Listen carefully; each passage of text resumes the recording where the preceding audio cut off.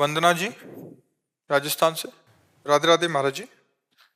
महाराज जी, मेरा सवाल सरल भी है, पर इस सवाल के ने मुझे बहुत समय से परेशान कर रखा है। महाराज जी, जिंदगी में आगे बढ़ना एवं परिवार की तरफ अपनी जिम्मेदारियों को पूरा करना दोनों ही जरूरी है, पर अगर इनमें से किसी एक को चुनना पड़े तो हमें कैसे और क्या चुनना चाहिए जिससे दोष मुक्त व चिंता मुक्त रहें हम?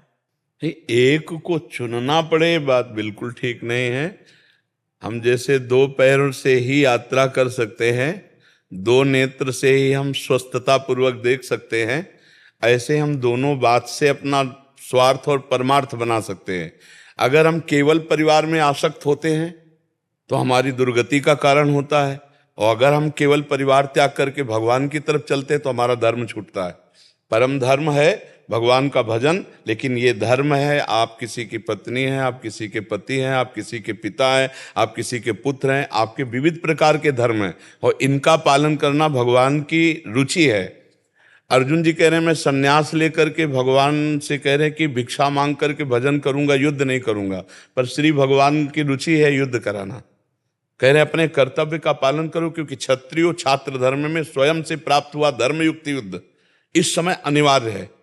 पहले तो टालने की कोशिश की, भगवान स्वयं गए और प्रार्थना करी कि भाई हस्तिनापुर का राज्य आप ले लो। वैसे तो आपने पूरा वापस करने को बोला था, लेकिन हम कह रहे पूरा नहीं दे रहे हो तो हस्तिनापुर का राज्य आप ले लो, इंद्रप्रस्थ का राजा युधिष्ठिर जी को बना दो। तो उनका नहीं देंगे। भगवान ने कहा 5 गांव दे दो, सब राजा तुम बने रहो, 5 गांव प्रधान दे दो, हम बता देंगे 5 गांव। उनका 5 गांव की बात करो, सूजी अग्रे न केसवा, सुई की नोक भर नहीं दूंगा। तो भगवान ने कहा भी जबरदस्ती छीन लेंगे हम। तभी तो युद्ध प्रारंभ हुआ। वो जो अगर दे देते तो युद्ध की जरूरत क्या। भगवान की भी प्रार्थना उन्होंने जब नहीं सुनी तो धर्मयुक्त युद्ध है, तो भगवान ने कहा धर्मयुक्त युद्ध करना श्रेष्ठ है, संन्यास लेना नहीं। तो वही बात हम आपको कह रहे हैं कि अगर एक चुनने की बात आएगी तो फिर गड़बड़ हो जाएगा। हमको दोनों को मिला के चलना है। भगवान ने युद्ध के लिए आज्ञा करी और कहा मामनुस्मर युद्ध च, मेरा स्मरण करते हुए युद्ध करो। तो चुनना तो परमात्मा को ही है, सब में वही विराजमान है। पर हम गृहस्थ धर्म में हैं, तो गृहस्थ धर्म का त्याग भी धर्म विरुद्ध है, तो हमें त्याग नहीं करना। तो हमें क्या करना है, हर कर्म को भगवान की पूजा बना लेनी है।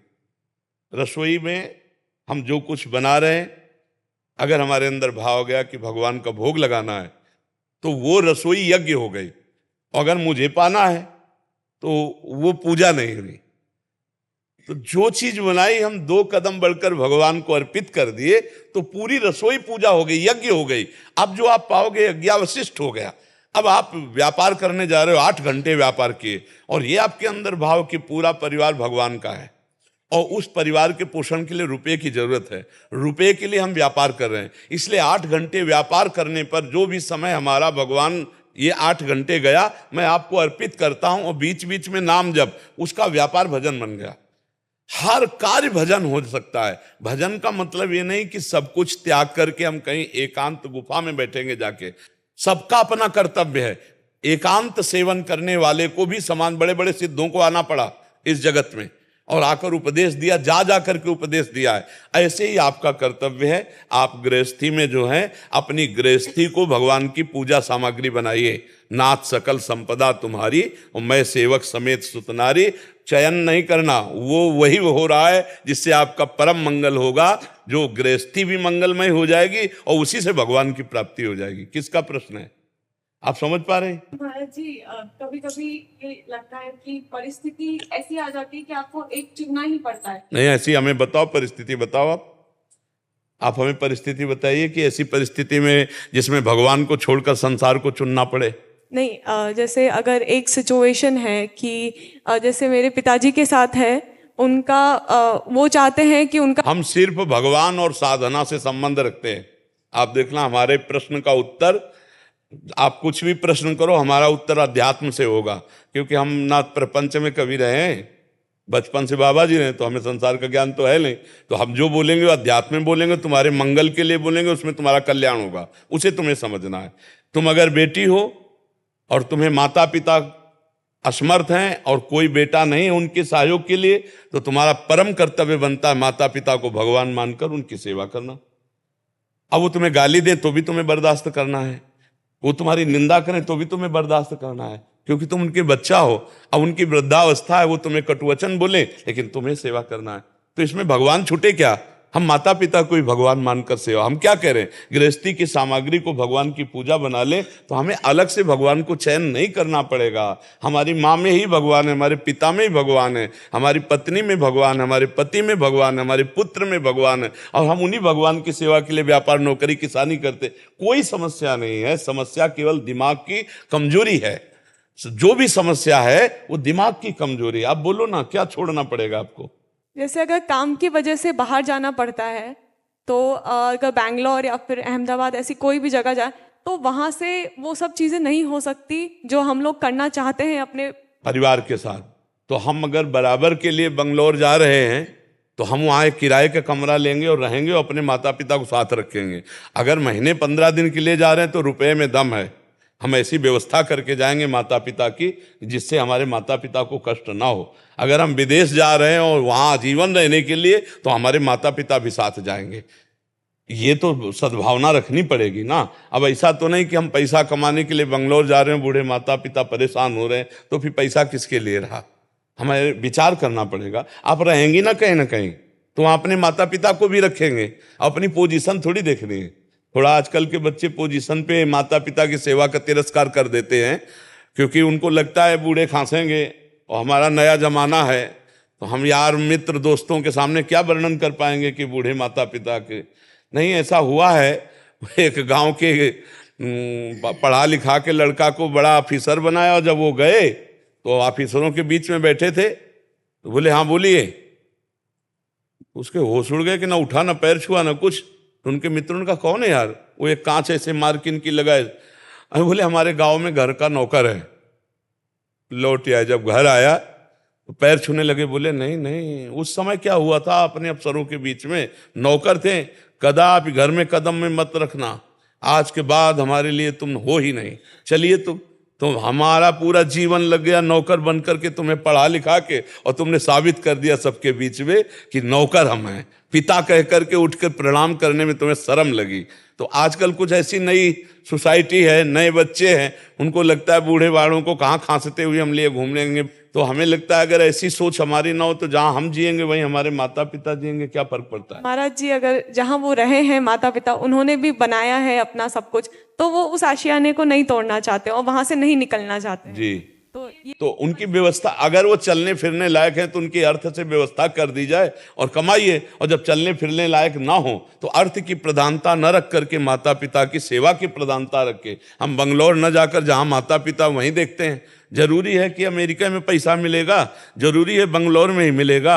अरे कम मिलेगा, लेकिन हमारे माता पिता की सेवा बनेगी तो आसपास नौकरी देख लेते हैं। पढ़ा लिखा आदमी हो, आजकल तो घर बैठे कंप्यूटर से पैसा कमाए जा रहे हैं, बंगलौर जाने की ज्यादा जरूरत नहीं है। किसी किसी नौकरी में किसी किसी को वो व्यवस्था मिल जाती है, हर नौकरी में नहीं होती। पर बच्चा भगवान का आश्रय लेकर माता पिता की सेवा की बात रखोगे तो भगवान व्यवस्था ऐसी कर देंगे कि आपके माता पिता की भी सेवा होगी और आपको भी परेशानी नहीं होगी, क्योंकि भगवान सर्व सामर्थ्यशाली। मुझे ऐसा लगता है बच्चा, अगर आप अपने माता पिता पर प्यार करोगी तो भगवान आपका सहयोग करेंगे। आप देख लेना, आप देख लेना। आप निगेटिव से मत लीजिए, पॉजिटिव लीजिए, भगवान आपका सहयोग करेंगे। हम कह रहे हैं तो इस बात को देखना, आप इस बात को जीवन में देखना। भगवान का भरोसा करो कि मुझे माता पिता की सेवा का सौभाग्य ऐसा जो मिला है ये चूकने ना पावे, तो व्यवस्था भगवान कर देंगे। बहुत सर्व सामर्थ्यशाली भगवान है। माता पिता को श्रवण कुमार ने कांधे पे बैठा के तीर्थ यात्रा कराई, तो हम कह रहे ना करो तो भैया चारपाई पे बैठ के उनके चाय भोजन की व्यवस्था करते रहो। लघुशंका उन्हीं के कपड़ों में की है, चाहे जितने अब बुद्धिमान बनते हो। जब बच्चा थे तो लघुशंका उन्हीं के, अब वो वृद्ध हो गए हैं, अब हम उन पर घृणा करें कि बैठे बैठे हक देते हैं, लघुशंका कर दे। अब हमारा नंबर है, अब हमारा नंबर है कि हम बैल की तरह मेहनत करके कमाएं और अपने माता पिता को नए कपड़े पहनाएं, अच्छा भोजन पहनाएं, उनकी सेवा करें। ऐसे सेवक को अलग से कहीं मंदिर जाने की जरूरत नहीं, भगवान की प्राप्ति इसी से हो जाएगी। हमारी बात समझ लो, अलग से मंदिर जाओ या ना जाओ, अपने बड़े बूढ़े माता पिता की सेवा कर लो, भगवान की प्राप्ति हो जाए। कह दे प्रमाण भाई कि आप कह रहे हो तो प्रमाण। तो प्रमाण आज भी महाराष्ट्र में जो भगवान विट्ठल खड़े हैं ना, वो माता पिता की सेवा से आकर के दर्शन देने के लिए आए थे। वो विट्ठल भगवान को भी ईंट फेंक दी कि आप खड़े हो जाओ, पहले सेवा हम कर ले तब आपके दर्शन करेंगे। वैसे शुद्ध नाम भगवान का इट्ठल है, पर प्यार से विट्ठल कहते हैं। ईंट पे खड़े हैं ऐसे भी आज, माता पिता की सेवा के प्रभाव से। तो इसलिए बहुत सुंदर बच्चा, आप अपने माता पिता की सेवा का भावना पुष्ट करो, भगवान उसको पूरी करते हैं। अश्विनी जी, राधे राधे गुरु जी। हिमाचल से। गुरुदेव, राधा वल्लभ श्री हरिवंश। गुरुजी, मैंने गुरु मंत्र दीक्षा ले ली है, परंतु जिस प्रकार से मुझे मंत्र दीक्षा मिली है, मुझे उसमें संशय है। जो हमारे गुरुदेव हैं, मेरी दीक्षा लेने पर के पूर्व उनका शरीर छूट चुका था, और जो मुझे मंत्र मिला है वो किसी अन्य के मुख द्वारा उनके शरीर में आई हमारे गुरुदेव की पौन या हवा के द्वारा मिला। पता नहीं महाराज जी क्या लिख रहे हैं कि उनके शरीर में कुछ आवेश आया, किस दूसरे के क्या? उनको हवा आती है जैसे ना, हवा तो हमें नहीं, हवा को आती है कि वो बोलते हैं कि मेरे में शुभ रूप आता है उनका, उनके थ्रू मिला है। आत्मा का कहते हैं, आत्मा इससे आती है उनके। भूत प्रेत आत्मा ऐसे नहीं, भूत प्रेत नहीं, गुरु जी की आत्मा। गुरु जी की आत्मा उनमें आती है, जो आगे गद्दी पे बैठते हुए महाराज जी ने। तो फिर उसमें संशय क्या है? इनको डाउट है कि मैं अभी गुरु किनको मानूं, जिनकी आ रही है उनका या जिन्होंने दिया है उनका। अब यही तो समस्या है डबल। बहुत संशय में कह रहे, मतलब अभी दोस्त यार बहुत ही प्रपंच है, भगवान की लीला बहुत ही विचित्र है। तुम्हें जो नाम मिला उसमें तो संशय नहीं है? नहीं, नाम नहीं, संशय नहीं, उसमें संशय नहीं है। नहीं है ना? उस नाम को जपो और ऐसी भावना करो कि भगवान ही सबके गुरु हैं, भगवान ही सब रूपों में विराजमान है। तो आत्मा और उसके ऊपर हवा और सबका कोई दबाव नहीं पड़ेगा। सब में गुरुर् ब्रह्मा गुरुर्विष्णु गुरुर्देव महेश्वरः गुरु साक्षात परब्रह्म तस्मै श्री गुरु। जो गुरु है ना, वो कोई व्यक्ति नहीं होते। जो व्यक्ति है ना, वो कभी गुरु नहीं होता। गुरु भगवान होते हैं। हम सब भगवान के ऑफिस हैं, भगवान की ऑफिस है। हम सब भगवान के पोस्टमैन हैं। वास्तविक गुरु भगवान ही हैं। भगवान के नाम, भगवान की महिमा, भगवान की बात आपको बता दी और आपकी बात भगवान तक पहुंचा दी। गुरु भगवान है। ये शरीर कभी गुरु नहीं होते। आज ये है, कल मर जाएगा। बोले गुरु मर गए, तो गुरु विनाशी होते हैं क्या? गुरु तो अविनाशी होते हैं। अखंड मंडलाकारम व्याप्तम येन चराचरम तत्पदम दर्शितम येन तस्मै श्री गुरुवे नमः। मैं ऐसे गुरु भगवान को नमस्कार करता हूं जो चराचर में विराजमान है। चराचर में विराज, उन्हीं के ऊपर थोड़ी आते, चराचर में विराजमान। ब्रह्मानंदम परम सुखदम केवलम ज्ञान मूर्तिम द्वंद्वातीतम गगन सदसम तत्वमस्यादि लक्ष्यम एकम नित्यम विमलमचलम सर्वधि साक्षिभूतम भावातीतम त्रिगुण रहितम सद्गुरुम तम नमः। ऐसे सदगुरुदेव हैं, जैसे आकाश सब जगह व्याप्त है, ऐसे गुरुदेव सब जगह व्याप्त है। तो बच्चा ये सब बातें छोड़ो। जो गुरु जी ने मंत्र दिया, नाम जप करो और गुरु को मानो भगवान, भगवान को मानो गुरु। गुरु गोविंद ने भेद कराए, गुरु और भगवान में भेद तो है नहीं। खत्म, झंझट खत्म। एक के ऊपर एक आ जाए, चाहे तीन आ जाए, चाहे चार आ जाए, वो एक ही है। बात इतना मान लो, एक हो ब्रह्म द्वितीय नास्ति, वही गुरु है भैया। और को ये सब प्रपंच की बातें छोड़ो कि उनके ऊपर वो चढ़ जाते हैं, उनके ऊपर वो चढ़ जाते हैं। कोई चढ़ता उतरता नहीं। वो एक ही ब्रह्म है, एक ही परमात्मा है। वो लीला कुछ भी करे, उसी को गुरु मानो। जो नाम मिला उसको जपो, अभी कल्याण शुरू हो जाएगा। गुरु जी, मैंने जो पुराना नाम है वही जपूं? जब 1 महीना पहले ना मैंने जहां से नाम पत्ती जान के वो नाम जपने लगा था। इसका पाप तो नहीं लगेगा? मैंने नहीं, पाप नहीं लगेगा। अब एक पकड़ लो, ज्यादा समय नहीं है। एक पकड़ लो, खूब जप करो। पाप वाप से मतलब नहीं, भगवत प्राप्ति से मतलब है। तो समझ में आ रही? पाप का तो कोई सवाल ही नहीं। पाप कर्म तो धर्म विरुद्ध आचरण को कहते हैं। ठीक है। अवतार सिंह बाडरा जी। महाराज जी, आपके चरणों में कोटि कोटि प्रणाम। महाराज जी, आप जिस रेलगाड़ी के इंजन हो, निश्चय ही उसमें वो सब जन सवार हो चुके हैं जो आपसे नामदान दीक्षा ले चुके हैं। उनका तो कल्याण हो ही गया। महाराज जी, क्या आपके वो जन जिनको आपने अपने दोस्त के रूप में स्वयं स्वीकार किया है, क्या उनको भी इसी जन्म में कल्याण हो जाएगा? क्या उनकी भी सीट रेल? देखो, हमारी स्वीकृति से आपका कल्याण नहीं होगा, आपकी स्वीकृति से कल्याण होगा। हमारी जो चले ना, तो हम तो, आप हमारे हृदय को या किसी भी संत हृदय को तौल नहीं सकते। जब आनंद की उफान आती तो ऐसे लगता है सबका कल्याण हो, जो सब इस आनंद को प्राप्त करे। जैसे आपको कोई अच्छी वस्तु लगेगी तो आपके जो प्रियजन होंगे तो आपको लगेगा ना उनको भी चखाएं। तो हमारा पूरा विश्व प्रियजन है, पूरा विश्व। संतों का जो आत्मा होता है ना, विश्वात्मा होते हैं संत, क्योंकि भगवान विश्वात्मा है। तो भगवान में अभेद स्थिति होती तो विश्वात्मा होते हैं। हमारी तो स्वीकृति है कि सबका कल्याण हो जाए, लेकिन आपकी स्वीकृति हो जाए तो आपका कल्याण हो जाए। हम तो सबको अपना मित्र मानते हैं, हमारा शत्रु तो कोई है ही नहीं। सब हमारे प्रिय हैं, सब हमारे मित्र हैं, सब हमारे प्रीतम हैं। पर आप मानो ना तो आपका कल्याण हो जाए। हमारे मानने से, आपके मानने से होगा, स्वीकृति आपकी होगी।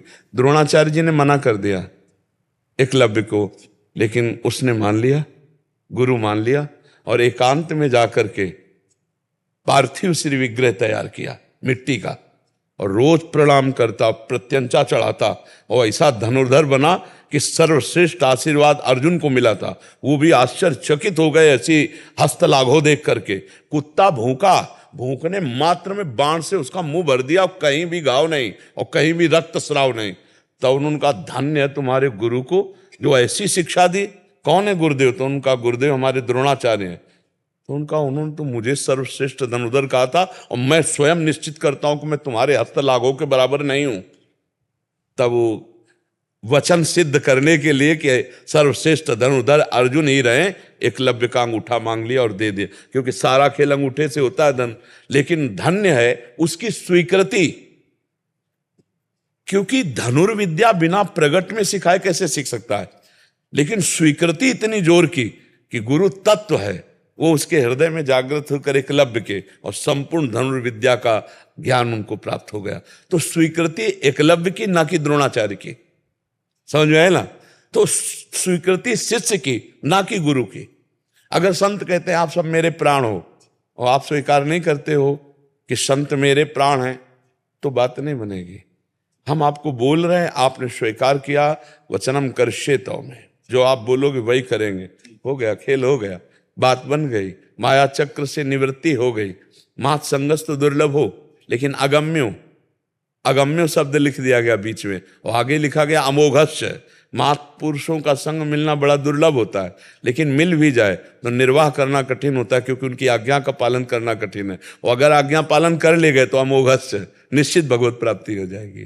तो जो ये संतों का करुणामय स्वभाव होता है, अपने हृदय की गुह्य बात को जो वर्षों में प्राप्त किया है वो सेकंड में दे देते हैं। तो लोग उसकी कीमत ना समझने के कारण उसको गहराई से नहीं पकड़ते हैं, और गहराई से ना पकड़ने के कारण उसका मनन चिंतन ना होकर के आचरण में नहीं उतरा तो वो व्यर्थ चला जाता है। वो बस बहुत ये हुआ, यहाँ से सुन करके आपने दूसरे को सुना दिया, वो लेकिन लाभ नहीं मिल पाएगा। और जब अगर कीमती बात समझ में आ जाए कि वो हो, ये बात तो इन्होंने 10 वर्ष साधन करने के बाद प्राप्त किया है, और मुझे 1 सेकंड में दे रहे हैं, तब बात समझ में आवे। यदि महत्व बुद्धि हो जाए तो तात स्वर्ग अपवर्ग सुख, धरी तुलाय कंग, तूलन ताय सकल मिली, जो सुख लव सत्संग। लव मात्र के, क्षण मात्र के समय के सत्संग से ना तो मोक्ष को बराबर समझा गया है, ना स्वर्ग को, ना मृत्यु लोक के भोग को। क्यों? क्योंकि उन्होंने वर्षों में जो अनुभव किया वो सेकंड में बता दिया। पर आजकल दिमाग में हमारे महत्व वस्तु का तब आता है, भले वो नकली वस्तु हो और दाम अच्छा दे के आए हो ना, तो आप बहुत प्यार से रखेंगे। पकड़ में ना आने के कारण वो लाभ नहीं मिल पाएगी। संसार महत्व तब देता है जब उसका कुछ खर्चा होता है, या कोई साधक बहुत भटका हुआ है और उसको जब ये बात मिलेगी तो अमृत की तरह पकड़ लेगा कि अरे मेरे जीवन का अमृत। तो संत के वाक्य यदि पकड़ ले तो संतों का पूरा पावर वाक्य में होता है, उनकी वाणी में होता है। संत वाणी वही हमारा निस्तार करती है। अब उसको पकड़ ले तो बात बन जाए। हम तो सबको दोस्त मानते हैं, मित्र मानते हैं, हमको मित्र मान लो तो बात बन जाए। मित्र का मतलब कुपंथ निवारी सुपंथ चलावा। मित्र का लक्षण क्या है? जो कुपंथ से हटा के सुपंथ में चला दे। आजकल मित्र उसे बनाया जाता है जो सुपथ से हटाकर कुपंथ में चला दे, शराब पिला दे, बेविचार करवा दे, गंदे नशा सिखा दे। लेकिन दोस्त वास्तविक वही है जो अधर्माचरणों से हटाकर भगवान के सत मार्ग में लगा दे। ऐसे दोस्त तो संत ही जन होते हैं। जी। प्रशांत भारद्वाज जी हरियाणा से। राधा वल्लभ श्री राधा वल्लभ श्री हरिवंश। महाराज जी, आप जिस स्थिति में निरंतर स्थित रहते हैं उसका कृपा करके कुछ परिचय दें, और मेरे जैसे अधम उस स्थिति को, प्रेम को कैसे। हम केवल इतना जानते हैं कि अगर जिह्वा से नाम चलाते रहो तो कोई भी स्थिति ऐसी नहीं जो ना आ जाए। और रही स्थिति की बात कि हम अपनी बतावें आपको, तो हम आपको एक गुलाब जामुन पवाते हैं, आप बताओ कैसा है, तो आप कहोगे मीठा है। फिर पूछेंगे कैसा है, तो आप कहोगे बहुत मीठा है। फिर पूछेंगे कैसा है, तो आप कहोगे खा के देख लो। आगे उत्तर है आपके पास। जब एक प्राकृतिक वस्तु का आप उत्तर नहीं दे सकते हैं सही माने में, उसके लिए आपको अनुभव करना पड़ेगा। ऐसे ही संतों की स्थिति अनिर्वचनीय होती है। उसको कैसे बताया जा सके जो शब्द में ही नहीं आ सकता, जो शब्दातीत है, उसको कैसे बताया जा सके। हाँ, उसका साधन बताया जा सकता है। आप नाम जप करो, शास्त्रों का स्वाध्याय करो, ठाकुर सेवा, समाज सेवा करो, और अपने आचरणों को पवित्र रखो, तो स्थिति आगे बढ़ना शुरू हो जाएगी। हमारी क्या स्थिति है सही पूछो तो हमको भी पता नहीं, हमारे गुरुदेव जाने है ले। हमारी क्या स्थिति हो हमारे गुरुदेव जाने या इष्ट देव जाने। भाई इतना जरूर है कि उनके भरोसे पे है। जैसे आप कहें ना आपकी गाड़ी पे है, ऐसे हम गुरुदेव की गाड़ी पे है, भरोसे पे है। अब और तो कुछ है ले। डिब्बे में क्या दम है? डिब्बे का कनेक्शन इंजन से है, बस इतने ही दम है। डिब्बे में कोई इंजन थोड़ी लगा हुआ है, पर इंजन से ज्यादा ढोता है डिब्बा। नहीं, इंजन में 2 ही 4 लोग होते हैं और डिब्बे में 70 80 100 तो होती होगी। तो इंजन में पावर है, पर पावर से कनेक्शन डिब्बा का, इसलिए बहुत ज्यादा सवारियां ढोता है डिब्बा। तो हम लोग हैं डिब्बे, इंजन है गुरुदेव, इंजन है इष्ट देव, उन्हीं के बल से हम लोग चल रहे हैं सब लेकर। तो क्या अंदर की स्थिति का अनिर्वचनीयम प्रेम स्वरूपम, तो उसको कैसे कहा जाए? बोले आनंद है। कैसा आनंद है? बहुत आनंद है। कैसा बहुत आनंद? बोले अनुभव गम में बजे जे संता, अनुभव करो, अनुभव करो। उसका साधन वर्णन है, जहां बकाया ऐसे चंद्र शाखा न्याय की तरह लक्ष्य दिखाया जाता है। जैसे चंद्रमा देखो, इस डाल के एक हाथ ऊपर दिखाई दे रहा, तो एक डाल के एक हाथ ऊपर थोड़ी दिखाई दे रहा, और आप देखो दिखाई देने लगेगा, लेकिन एक हाथ ऊपर थोड़ी, वो तो बहुत दूर है। तो ऐसे ही संतों की जो स्थिति होती है वो अनिर्वचनीय स्थिति होती है, भगवत स्वरूप स्थिति होती। तस्मित तज्जने भेदा भावात, भगवान और भगवान के जनों की स्थिति में अभेद स्थिति होती है, भगवत स्वरूप होती है। अब उसको वचन में कैसे कहे तो मिथ्या होती, कहे तो मिथ्या होती। वो मिल गए तो अनंत हैं, झूठा हो जाएगा। वो नहीं मिले तो हम जी कैसे रहे हैं, झूठा हो जाएगा। इसलिए एक ही बात होती है, मौन। इसका स्थिति का उत्तर नहीं हो सकता। जब मैं था तब हरि नहीं, अब हरि हैं, मैं ना ही। समझ जाओ तो समझ जाओ। लाली मेरे लाल की, जित देखूं तित लाल, और लाली देखन मैं चली तो मैं भी हो गई लाल। अब उसमें देख लो, उसमें पकड़ लो कि ये क्या बोल रहे हैं। ले बोले आपकी स्थिति क्या है? बोले जब मैं था तब हरि नहीं, अब हरि हैं, मैं ना है। लाली देखन मैं चली, जित देखो तित लाल। वो लाली ऐसी लौट करके अपने ऊपर आई कि मैं भी हो गई लाल। सोई जाने जे देव जलाई, और जानत तुम्हें हो जाए। ब्रह्मविद ब्रह्मयु भवति। जो ब्रह्म का ज्ञान प्राप्त हो जाता है, अनुभव हो जाता है, वो ब्रह्ममय हो जाता है, वो भगवत स्वरूप हो जाता है। अब वहां अगाध में सीपी क्या नाप बतावे, बुद्धि है सीपी, और वो बात है अगाध समुद्र। तो सीपी से समुद्र की था कैसे बताई जाए कि 100 सीपी उलीच दो, जीवन भर उलीचते रहो तो भी समुद्र की था थोड़ी, कुछ अंतर थोड़ी पड़ेगा। तो भगवान ज्ञान समुद्र है, भगवान प्रेम समुद्र है। जब भक्त भगवान में तन्मय होता है तो वही ज्ञान समुद्र, वही प्रेम समुद्र प्रभु हृदय में प्रकाशित हो जाते हैं। इसलिए अथाह ज्ञान, अथाह प्रेम, अथाह शांति, भगवान शांताकारम, सब लक्षण भगवान के भक्त में अंश में उदित हो जाते हैं। अब वो जीवत तो नहीं रह जाता, वो भगवत स्वरूप हो जाता है। और अगर दृष्टि थोड़ी सी पवित्र है तो दूर से देखने से लगने लगेगा कि ये सृष्टि से कुछ अलग है, संत जन सृष्टि से कुछ अलग है, आपको दिखने लगेगा। एक अलौकिक प्यार, एक अलौकिक शांति, एक अलौकिक सुंदरता, एक अलौकिक अपनापन। पहली बार देखें लेकिन लगता है मैंने इनको बहुत बार देखा है, लगता है ये हमारे अपने हैं। ये क्यों? क्योंकि भगवान अपने हैं ना सबके, तो वही भगवत भाव उनमें छा जाता है, इसलिए ऐसा दिखाई देता है। स्थिति अनिर्वचनीय, वो वाणी से कही नहीं जा सकती, वो अनुभव का विषय होती है। क्योंकि वाणी प्रकृति की है, ये प्राकृतिक वस्तु का तो वर्णन कर सकती है, लेकिन अप्राकृतिक चिदानंद का इसकी सामर्थ्य नहीं कि उसका वर्णन कर सके। जैसे आनंद प्राकृतिक वस्तु का भी है, तो वो थोड़ा केवल संकेत मात्र है।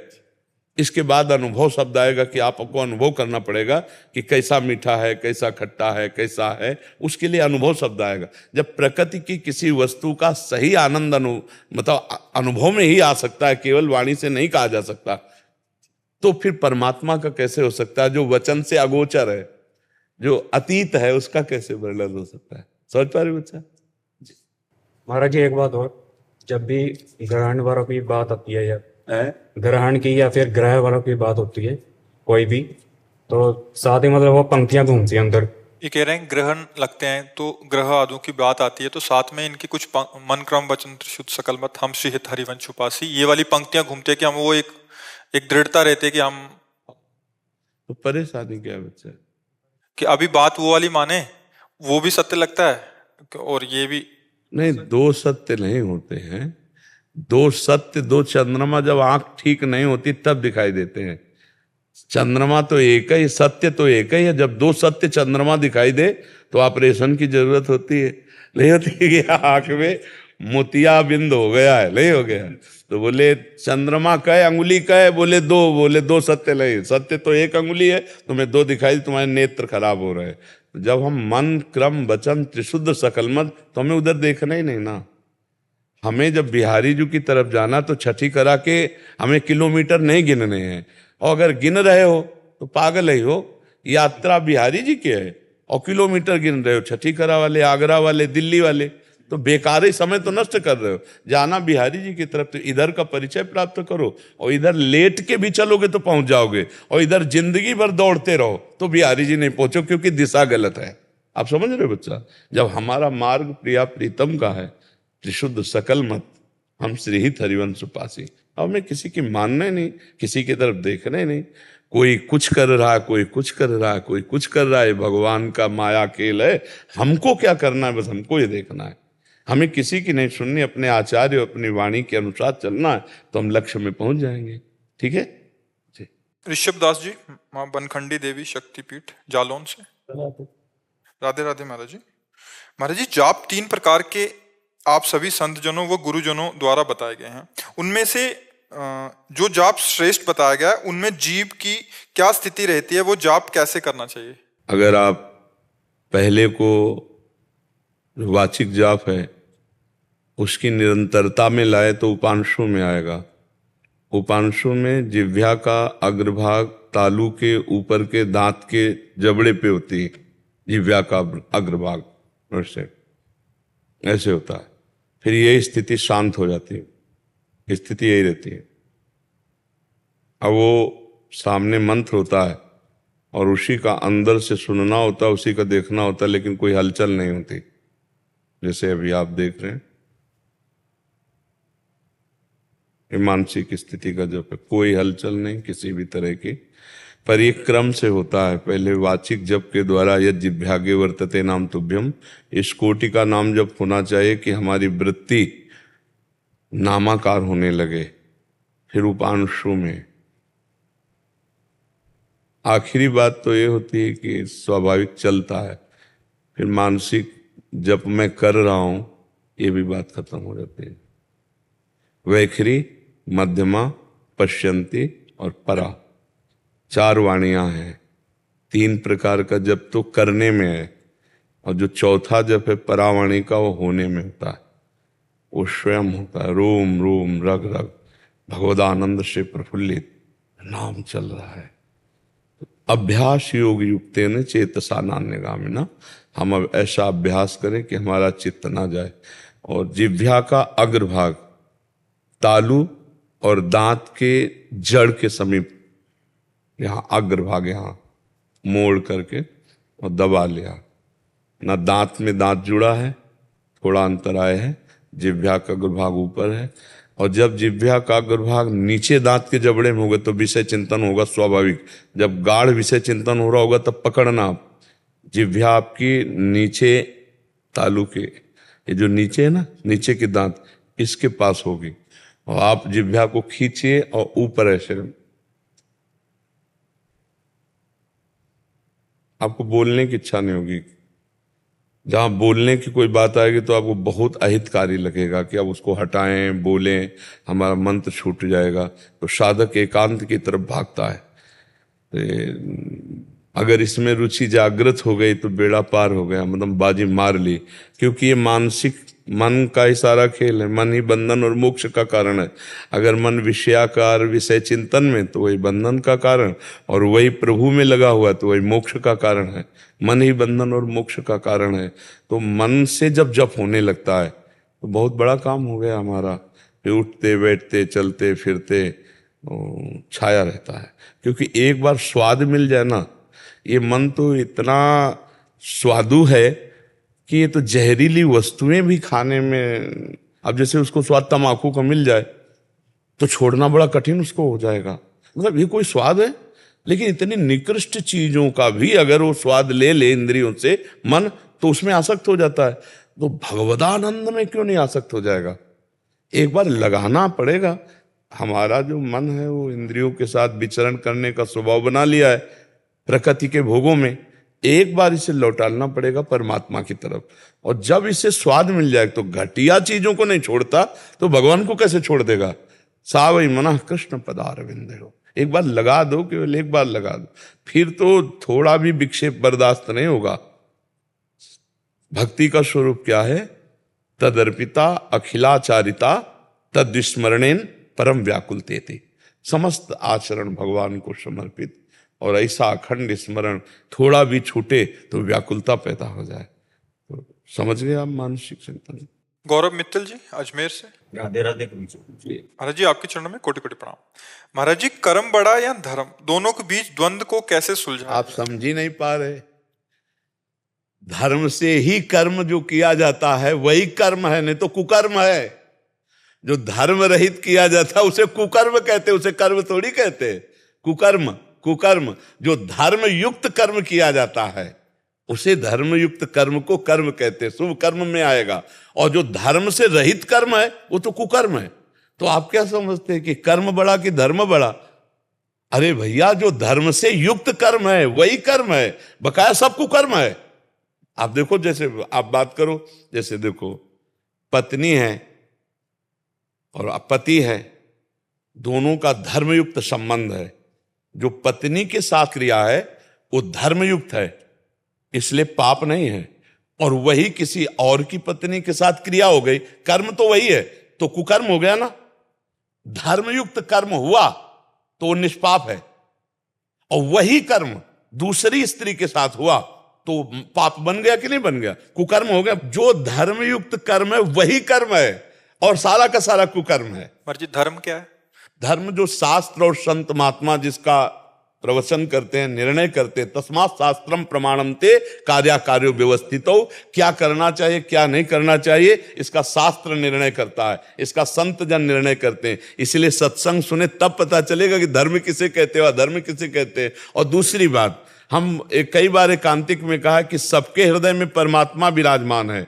जो ही अधर्म करने चलोगे तो पहले एक झीनी सी आवाज आएगी, ए गलत करने जा रहे हो, ये पाप है। अब उसे ना सुनो तो कर डालो मनमानी, फिर वो हो जाएगा। अंदर सबको भगवान संकेत करते हैं। आप देखना कभी गलत की जब आप कोई बात सोचोगे तो ये अंदर आ जाएगा, ये गलत है। वो जो ज्ञान दे रहा है वही परमात्मा सबके अंदर बैठा है। इसलिए सत्संग सुनना चाहिए, शास्त्र स्वाध्याय करना चाहिए, जिससे हमें पता चले कि हमारा धर्म क्या है। और साधारण बात तो सबको पता है। हमारी बहन बेटी की तरफ कोई गंदी दृष्टि से देखे तो हमको अच्छा नहीं लगेगा, तो हम किसी की बहन बेटी की तरफ गंदी दृष्टि क्यों देखें? हमारा कोई अपमान करे तो हमें अच्छा नहीं लगेगा, तो हम दूसरे का अपमान क्यों करें? हमारी कोई चोरी करे, बेईमानी करे, झूठ बोले, हमसे कपट करे तो हमें अच्छा नहीं लगेगा। तो आत्मना प्रतिकूलानि परेशान न समाचरेत। कुछ बातें तो ऐसी हैं जो स्वाभाविक आपको पता है, लेकिन आप अपनी बहन को बहन समझते हैं, दूसरे की बहन की तरफ दृष्टि गंदी डाल देते हैं। आप अपने तो ईमानदारी का व्यवहार चाहते हैं दूसरे से, लेकिन दूसरे के साथ बेईमानी करने में आप चूक नहीं करेंगे। ये जो गलतियां हैं यही कुकर्म है।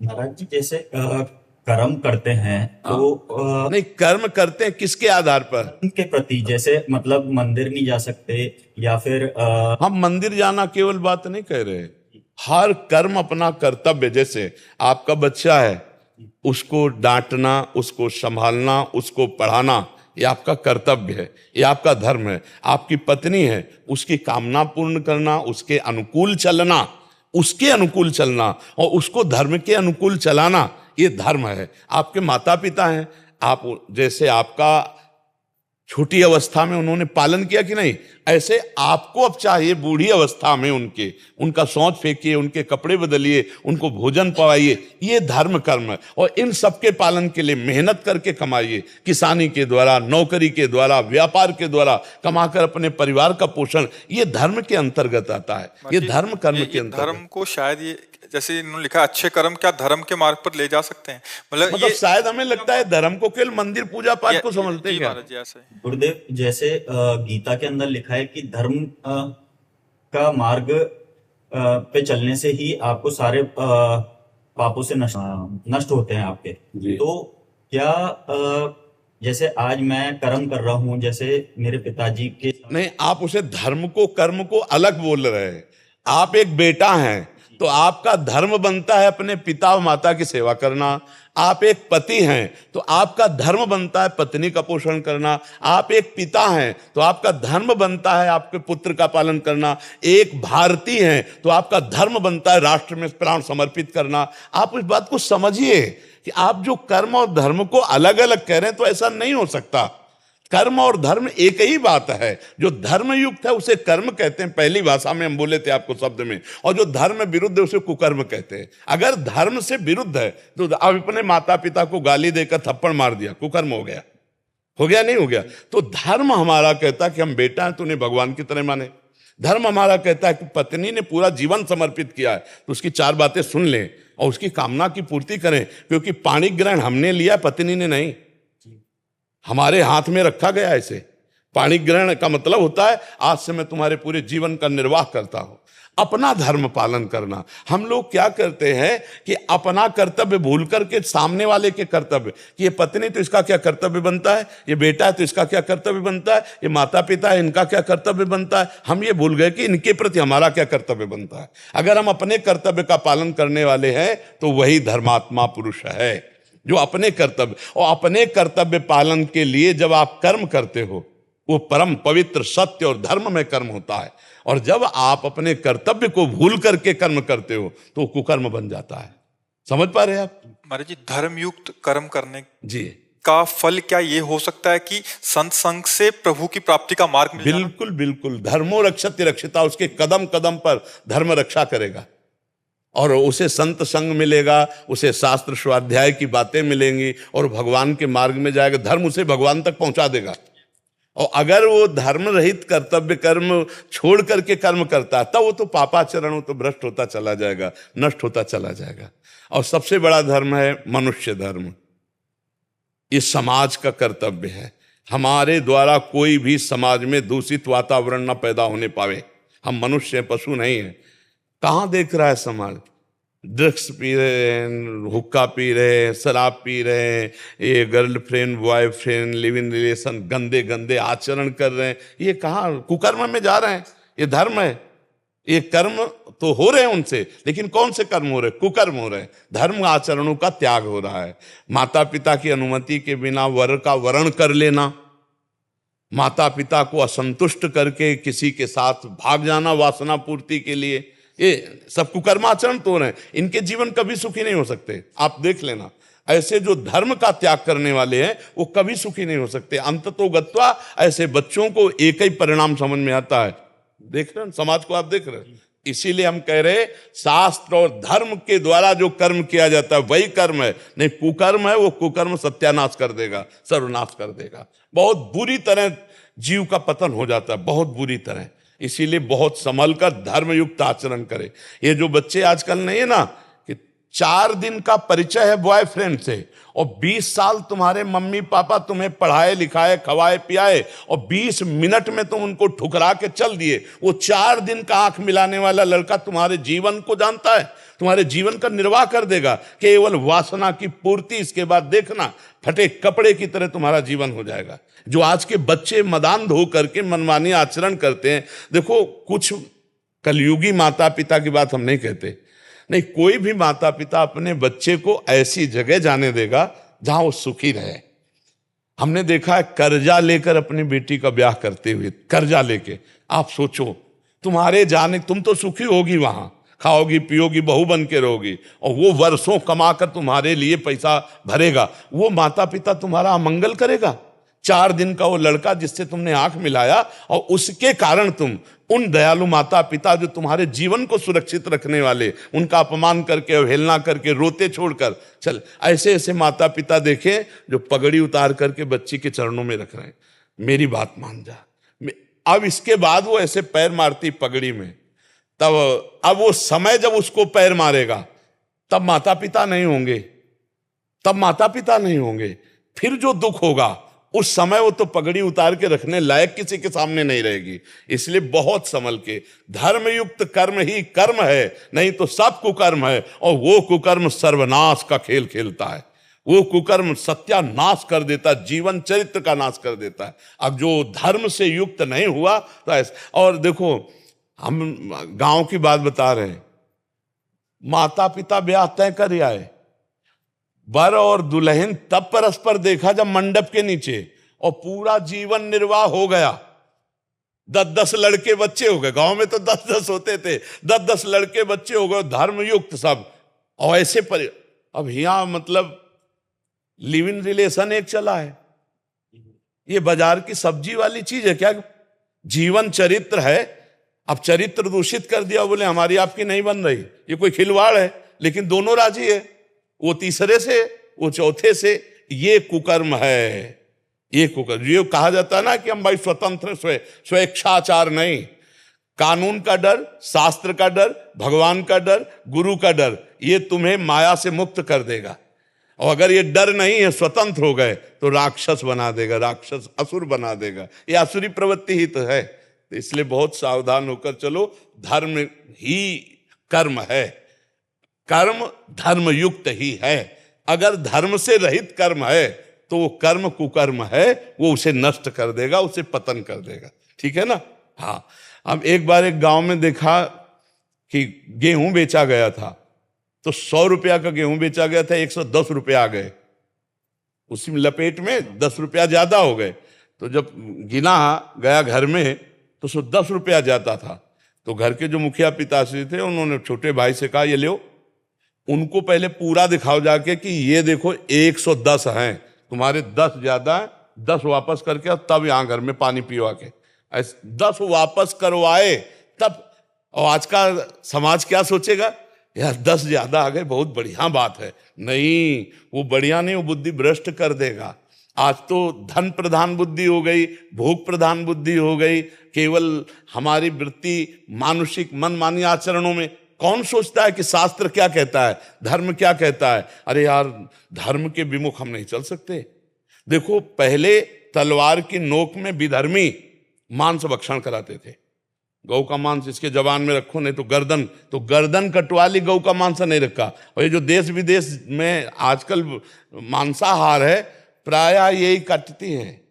देश विदेश जो यात्रा कर रहे हैं और जो ऐसे, तो उनको ये पूछना होता है क्या कि किसका है? जो मांस भक्षण करने वाले लोग हैं, वो तो अब उनको ये पता नहीं है कि हम जो कर रहे हैं कुकर्म है। यही धर्मयुक्त कर्म कर्म है, नहीं तो सब कुकर्म है। और प्रायः